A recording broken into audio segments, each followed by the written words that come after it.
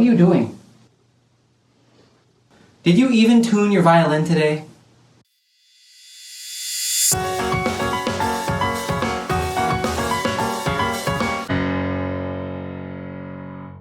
Hey, it's Mr. Mento. Welcome back to the Mento Zone. Today you are going to learn how to tune your instrument. If your instrument sounds like this, you need to tune it. But I'm going to tune today, I just tuned yesterday.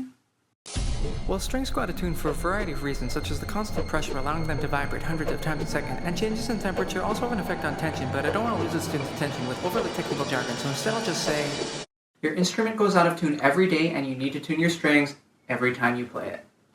This scene was brought to you by a teacher moment. Don't present too much information. However, before we can learn how to tune, you need to learn the names of your strings. Cue the studio voiceover.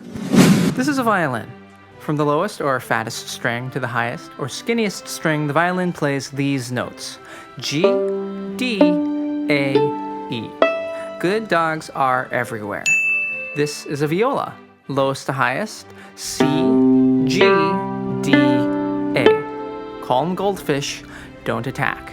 They're very peaceful. This is a cello. The strings are the same as the viola, but an octave lower. C, G, D, A. Calm goldfish, don't attack. And finally the bass.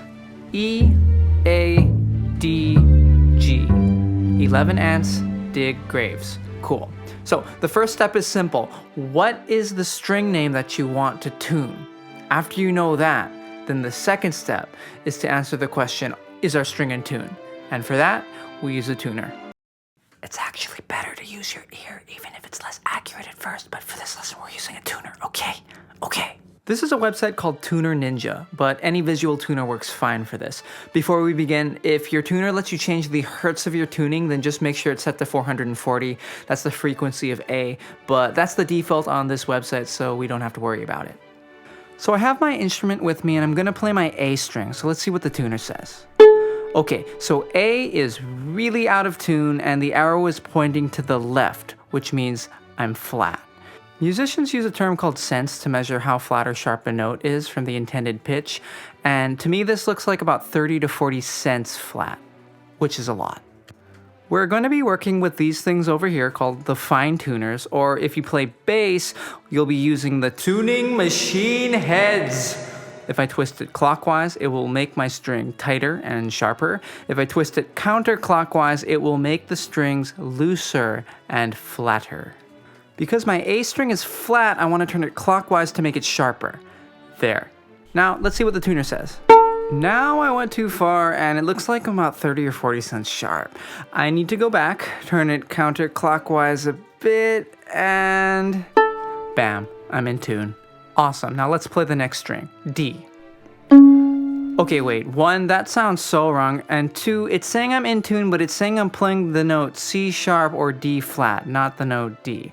What this means is that I am so flat that I'm actually playing the next lower note perfectly in tune. That's not good. So in this situation, you have two options. One is to use the pegs, which is a whole other topic we will not be addressing in this video. The other is to twist the fine tuner a lot until you are playing the correct note. Now it's the correct note. Lastly, a few things you need to know. Firstly, if you play bass and you're using tuning machine heads, take your time and go slow because they're a lot more sensitive than fine tuners. 2, tuning one string can actually make the other strings go out of tune a little bit, so just make sure that after you're done, you double check that all of your strings are actually in tune. 3, if you twist your fine tuners all the way in as far as they can go and they're still not in tune, then you need to use the pegs. And finally, 4, if you are going to use the pegs, you should either be 1, an adult, or 2, an experienced student with good motor skills, because if you're not careful, you can snap a string and be scarred for life. Although strings can snap if they're old, so it might not be your fault. But I've definitely broken some strings because I thought my viola was a violin. Anyways, that's it for today. Don't stress. Hit like if you like this lesson the best. It just might go towards our mutualistic future success. And if you're refined in fine tuners, then smash subscribe sooner for humor and music and education that rhymes. Have a great day. Practice hard. I'll see you next time. Also leave a comment.